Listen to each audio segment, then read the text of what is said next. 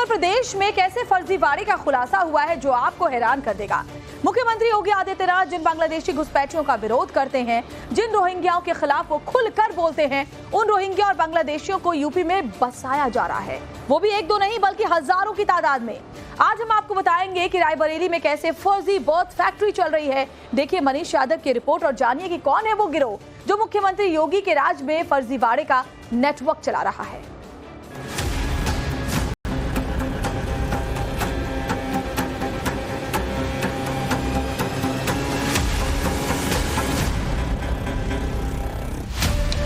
गांव पाल्हेपुर, प्रखंड सलोन, जिला रायबरेली, उत्तर प्रदेश। देश के सबसे बड़े सूबे का एक छोटा सा गांव है पाल्हेपुर, जिसके नाम पर फर्जी बाड़े का कारखाना चलता था। ऐसी धोखाधड़ी तो सीधे सीधे देश की संप्रभुता को चुनौती है। इस छोटे से गांव के नाम पर कई वर्षों से बेखौफ, बेपरवाह और बेधड़क ऐसी जाली फैक्ट्री चलाई जा रही थी जिसमें किसी भी बांग्लादेशी या फिर किसी भी रोहिंग्या को हिंदुस्तानी सत्यापित कर प्रमाण पत्र जारी कर दिया जाता था। रायबरेली जिले का सलोन ब्लॉक और सलोन ब्लॉक का पालीपुर गांव, जिसकी आबादी 1400 है। आप चौंक जाएंगे जब ये सुनेंगे कि इस 1400 आबादी के सापेक्ष यहां जो जन्म प्रमाण पत्र बनवाए गए वो 1400 की संख्या से कहीं ज्यादा थे। लगभग 10,000 जन्म प्रमाण पत्र इसी गांव के पते पर जारी किए गए हैं। गांव के लोगों को पता नहीं है कि यहां पर रिजवान का जन्म प्रमाण पत्र मिला है, यहां पर शफी अहमद का जन्म प्रमाण पत्र मिला है, यहां पर कफील का जन्म प्रमाण पत्र मिला है। ये लोग रहने वाले भी यहाँ के नहीं है। अल्पसंख्यक तादाद इस गांव में बहुत कम है, लेकिन जो जन्म प्रमाण पत्र मिले हैं उसमें ज्यादातर लोग अल्पसंख्यक हैं और उनकी संख्या बहुत है। गांव में मुस्लिम आबादी है, एक घर है सिर्फ, बस एक परिवार है, और गांव की कुल आबादी 1400 है। हाँ, नहीं मुस्लिम परिवार यहाँ रहता है जी, एक ही परिवार है, वो भी 3 भाई हैं और को है कि पर वो भी दर्जी हैं। अच्छा, दर्जी पे रिजवान, शाहिद, कफील, इन सबके जन्म प्रमाण पत्र बने। इसका आइडिया है कि ये लोग रहते हैं यहाँ पे? नहीं, कोई नहीं है यहाँ पर। है जो रियाज है, ये कभी गांव में आते थे क्या? ये सब नहीं आते। ये नाम के कोई है ही नहीं है। जो है कि 2-3 है उसको हम लोग जानते हैं कि हाँ ये नाम के हमारे। कि हैरानी हो जाएगी कि यहाँ पर जो लोग रहते ही नहीं है, गांव वालों को पता ही नहीं कि ये लोग यहाँ रहते हैं, उन लोगों के नाम पर बर्थ सर्टिफिकेट ग्राम विकास अधिकारी ने जारी किया, अपनी यूजर आईडी से जारी किया। और एक दो नहीं, हजारों में संख्या है, तादाद बहुत बड़ी है, तो ऐसे में जांच तो होगी। जिसे ना किसी ने देखा है, जिसके बारे में ना किसी ने सुना है, जिस गांव में सिर्फ एक मुस्लिम परिवार है, वहां एक अधिकारी की मुहर पर 10,000 बांग्लादेशी और रोहिंग्या मुसलमान हिंदुस्तानी हो गए। और ऐसे कई गांव हैं जिनके नाम पर प्रसाद की तरह बांग्लादेशी और रोहिंग्याओं को जन्म प्रमाण पत्र बांटे गए हैं। एक गांव नहीं है, बल्कि इस गांव के साथ ही कई गांव हैं जिनमें दुबहन है, पृथ्वीपुर है, अमनानीश है, माधवपुर, निनोया है, सांडा सैदन है, लहेरपुर है, गोपालपुर है, अनंतपुर है, नुरुद्दीनपुर है, गढ़ी इस्लाम नगर है, कालू जलालपुर, सिरसिरा। यहां पर कुल मिलाकर 20,000 से ज्यादा जन्म प्रमाण पत्र बनवाए गए हैं। 20,000 से ज्यादा विदेशियों के नाम पर फर्जी प्रमाण पत्र जारी हो गए और किसी को कानो कान पता तक नहीं चला। पता तब चला जब रायबरेली से 2500 किलोमीटर दूर पीएफआई के एक एजेंट को गिरफ्तार किया। कर्नाटक की पुलिस ने केरल में पीएफआई के एजेंट को पकड़ा। जो पीएफआई एजेंट पकड़ा गया उसका बर्थ सर्टिफिकेट पाल्हेपुर गांव का था। एनआईए की टीम ने इसकी पड़ताल शुरू की। पहले एनआईए की टीम पाल्हेपुर पहुंची, फिर एटीएस के अफसरों ने सलोन का दौरा किया। तब इस खेल का खुलासा हुआ। कड़ी दर कड़ी जुड़ने लगी तो रडार पर आया वो सीएससी सेंटर जहां से ऑनलाइन प्रमाण पत्र बनाए जाते हैं।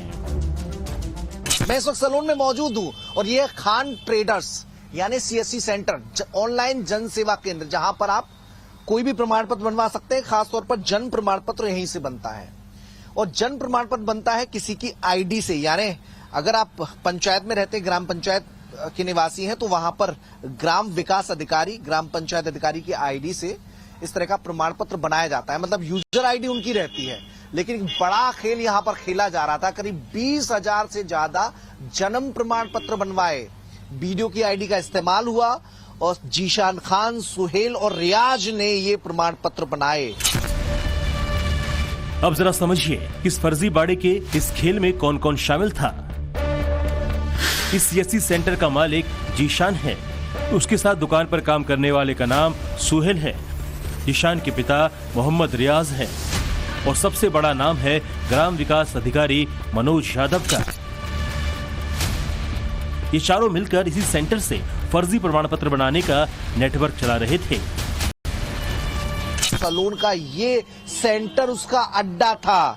यहां पर ग्राम विकास अधिकारी विजय यादव की आईडी से लगातार ये फर्जी जन्म प्रमाण पत्र बनवाने का खेल रचा जा रहा था और इसके तार कर्नाटक, केरल और मुंबई से जुड़े थे। हालांकि अब लगातार पुलिस एक्टिव हुई है। 2023 में भी मुंबई में 4 बांग्लादेशी पकड़े गए थे। उनकी आईडी भी यहीं से बनी थी। कुछ रोहिंग्या भी जो गिरफ्तार हुए थे उनकी आईडी भी यहीं की निकली थी। और चौंका देने वाली बात यह है कि यहां पर सबसे ज्यादा अल्पसंख्यक तबके के जन्म प्रमाण पत्र बनवाए गए हैं। देखिए अब इस पर ताला लगा है। ग्राम विकास अधिकारी मनोज यादव जीशान के मकान में रहता था। आरोप है कि उसी के साथ मिलकर ये गोरख धंधा करता था। एक टीम गठित करके उसकी जांच की जा रही है। न ही सिर्फ उस विलेज में जहां पर वो पोस्टेड था, परंतु जब से ये ऑनलाइन सिस्टम आया है जिसके अंदर हम लोग इशू करते हैं जन्म प्रमाण पत्र, उस पूरे में जब जब वो जहां जहां पोस्टेड रहे हैं उसके ऊपर कार्यवाही की जा रही है, जांच की जा रही है। पुलिस ने मनोज यादव के साथ जीशान, सुहेल और मोहम्मद रियाज को गिरफ्तार कर लिया है। जो जीशान इस नेटवर्क का सरगना बताया जा रहा है, उसने पिछले 3-4 सालों में बेहिसाब तरक्की की है। कितने लोग संभालते थे इसे? यहाँ ऑनलाइन पे तो वही 2 बंदे थे, जीशान और वही सुहेल उसका जिसका नाम है। जीशान और सुहेल ये देखा करो ऑनलाइन। महंगी गाड़ियां भी होंगी। गाड़ी तो यही है, यही ये गाड़ी खड़ी है। बाकी जीशानो वगैरह में नहीं बता सकते। बाहर हो तो नहीं बता सकते। लखनऊ में भी कुछ जांच में आया है कि फ्लैट है। लखनऊ में 2 प्रॉपर्टियां हैं। तो यहाँ परिवार के लोग कहाँ रहते हैं? सामने वाले मकान में रहते हैं। कौन है परिवार में कुछ जानकारी? यही वीडियो वो ग्राम विकास अधिकारी वीडियो रहा करता था, इसीलिए। तो कौन कौन परिवार में है, कुछ जानकारी है इनके जीशान और सुहेल के? इनके परिवार में मम्मी है, सिस्टर है, अच्छा भाभी भी। कितने भाई हैं? 2 भाई हैं, जीशान और जीशान और रिजवान।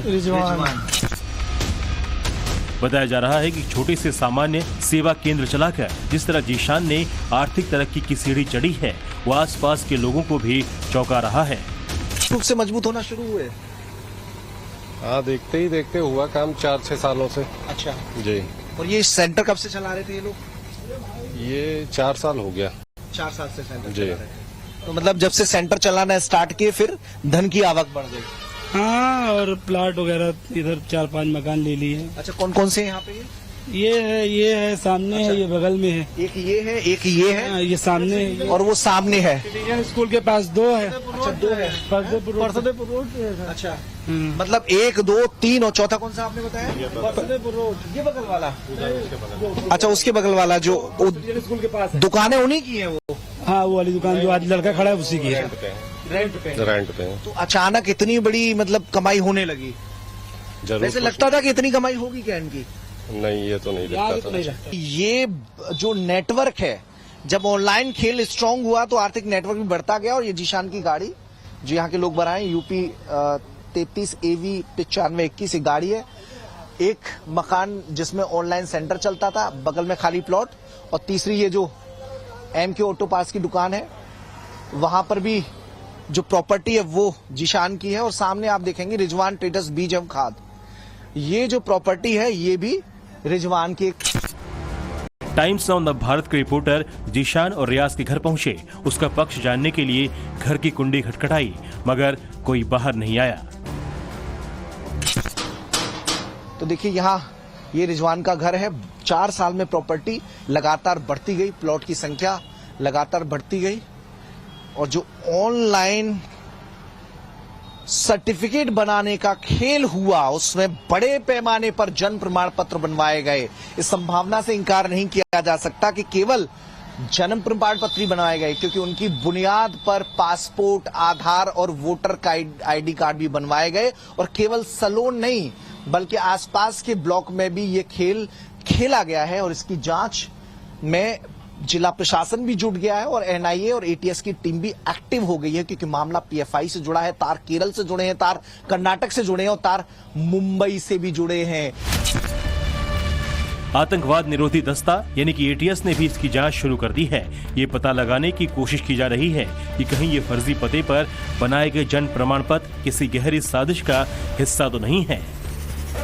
विजय यादव की तरह बहुत सारे ऐसे प्यादे हों जो इस खेल को अंजाम दे रहे हैं, और जीशान जैसे बहुत सारे शख्स हो सकते हैं जो ऐसे विजय यादव से मिलकर रायबरेली के सलोन की तरह बाकी ब्लॉक में, बाकी ग्राम पंचायतों में भी ये खेल खेल रहे हो। तो अब एक विस्तृत जांच होगी, और खास तौर पर नेपाल से सटे इलाकों में, क्योंकि नेपाल एक ऐसा जरिया रहा है जहां से अवैध रूप से लोग भारत में दाखिल होते रहे हैं। यहां पर सरकारी दस्तावेजों में इसी तरीके से जुगाड़ और तिकड़म बिठाकर अपना नाम दर्ज कराते रहे और यहां की रिहाइश हासिल करते रहे हैं। बात सिर्फ इतनी नहीं है, बात यही नहीं ठहरती, बल्कि इसका इस्तेमाल करके देश विरोधी गतिविधियों में भी उनकी भूमिका सामने आई है। तो पड़ताल अब इस दिशा में भी की जाएगी।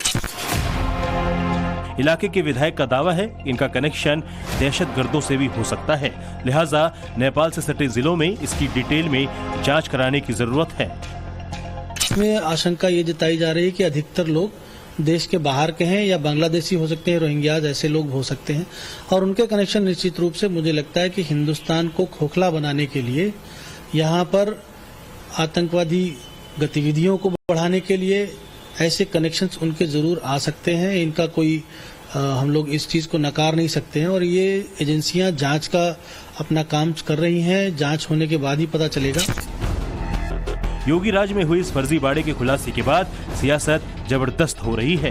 बीजेपी इसे गहरी साजिश का हिस्सा बता रही है, तो समाजवादी पार्टी सरकार को सवालों के चक्रव्यूह में खड़ा कर रही है।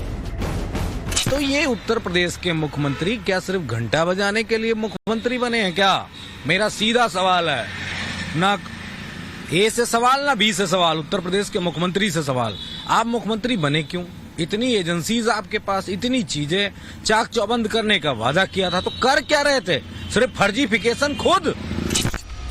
हालांकि योगी सरकार ने डंडा चलाना शुरू कर दिया है। रायबरेली ही नहीं, दूसरे हिस्सों में भी लापरवाहियों पर गाज गिरनी शुरू हो गई है। बरेली के एसएसपी ने 72 पुलिसकर्मियों पर कड़ी कार्रवाई की है। एक थाना प्रभारी सहित 9 दारोगा और 29 पुलिसकर्मियों पर हंटर चला है। 11 पुलिसकर्मी लापरवाही एवं रिश्वतखोरी के आरोप में निलंबित हो गए हैं। 43 लापरवाह पुलिसकर्मियों को लाइन हाजिर किया गया है। योगी सरकार ने एक्शन शुरू किया है, लेकिन इस सबके बीच रायबरेली के छोटे छोटे गांव के नाम पर नागरिकता लेकर देश के अलग अलग हिस्सों में घूम रहे बांग्लादेशियों ने सरकार और जांच एजेंसियों की चुनौती बढ़ा दी है। बांग्लादेश और रोहिंग्या को सरकारी दस्तावेज मुहैया कराने की सामने आ रही है, तो ऐसे में खेल बहुत बड़ा हो सकता है, और केवल रायबरेली तक सीमित नहीं है। उत्तर प्रदेश के बाकी जिलों की भी जांच करने के आदेश राज्य सरकार ने दिए हैं, ताकि ऑनलाइन जन्म प्रमाण पत्र के बहाने बनवाने के बहाने जो खेल रचा जा रहा है उसकी सच्चाई सबके सामने आ सके। कैमरा पर्सन कफील के साथ मनीष यादव, टाइम्स ऑफ भारत और रायबरेली।